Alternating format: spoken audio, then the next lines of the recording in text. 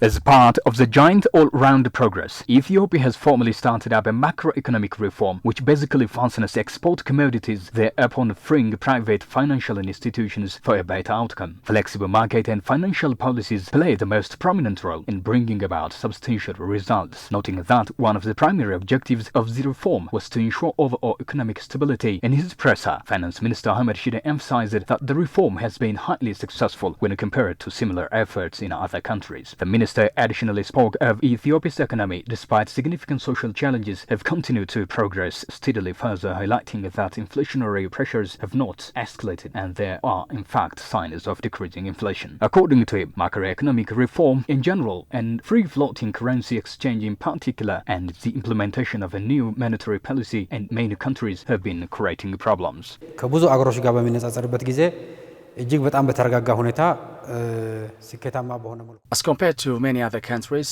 the macroeconomic reform has assessed that it is going in a better and more complete form than many other countries. One of the primary objectives of the reform was to ensure overall economic stability. Our economy has continued steadily even during this and the social pressures. The reform is carrying on with no significant increase in inflation and even with a sign of inflation de-escalation. Recently, delegates from IMF have checked that the reform is going appropriately. The Minister Ahmed Shide goes on stating that the reform has been executed smoothly, contributing to stable conditions both within the economy and in the society. The minister revealed that Prime Minister Abiy Ahmed initiated the formation of a new task force and it has been striving over the past 2 months to enhance. ገቢን ለማሳደግ ባለፉት 2 ወራቶች በክቡር ጠቅላይ ሚኒስትራችን To boost income, a new task force has been formed in the last 2 months by our Premier Abiy Ahmed. Accordingly, a new plan has been introduced on the basis of the need for a new finance in the future. The general growth rates is better this year as compared to last fiscal year. Our efforts will continue as well. A salary increment that targeted those with low salary has been approved by ministers.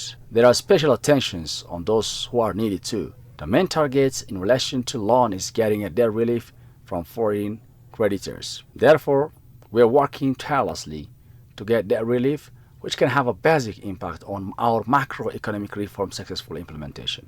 It was learned despite the inflationary pressures over the past 2 months, price has remained stable due to the government's proactive approach in managing price hikes, particularly through the importation of essential commodities like cooking oil and sugar has helped ease inflationary burdens on the public. Governor of the National Bank of Ethiopia, ምህረቱ, related to this says the implementation of Ethiopia's comprehensive macroeconomic reform, particularly the foreign exchange administration, has begun to deliver positive outcomes for the economy over the past 2 months. Mamo pointed out the reform, particularly in foreign currency administration, led to a decrease in the black market premium, increased exports including gold, remittance and foreign exchange reserves in the banking system.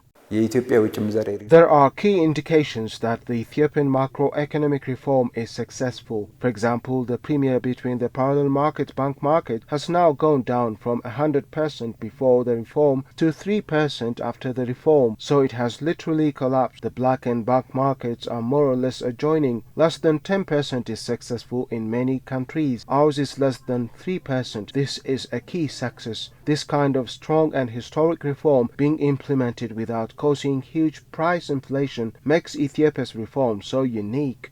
Governor also stated that exporters have also witnessed a surge, with exports during the month of September increasing by 53% compared to the same period last year. Compared to the first quarter of the last year, remittances have grown by 145% and gold exporters have seen a remarkable 540% increase. The reforms have encouraged the legal exports of gold, which was previously smuggled out of the country. The foreign currency reserves of both the National Bank of Ethiopia and commercial banks have experienced a significant growth. In 2 months following the reform, the total foreign currency reserves in the banking system have increased by 80%.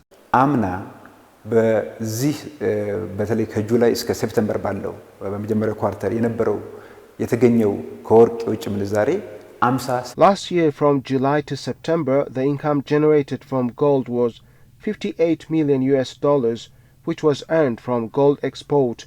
This year we earned almost $488 million in the first 3 months. This illustrates that gold has shown more than 540 growth rate. We have got threefold of last year's total income from gold in 3 months. This is the other indicator of the success of the macroeconomic reform. Due to this, we have saved the gold product that used to be embezzled illegally. In general, if you take the foreign currency reserve in the banking system, including the National Bank of Ethiopia, the private banks have increased by 80% in the 2 months. The key role of the National Bank is safeguarding the finance system. In this regard, any unlawful practice will result in accountability and order for one care. Comprehensive macroeconomic reforms are one of the basic steps taken by countries when a dramatic shift in financial issues should be experienced. This reform, among others, takes a lion's share in foreign currency administration as well.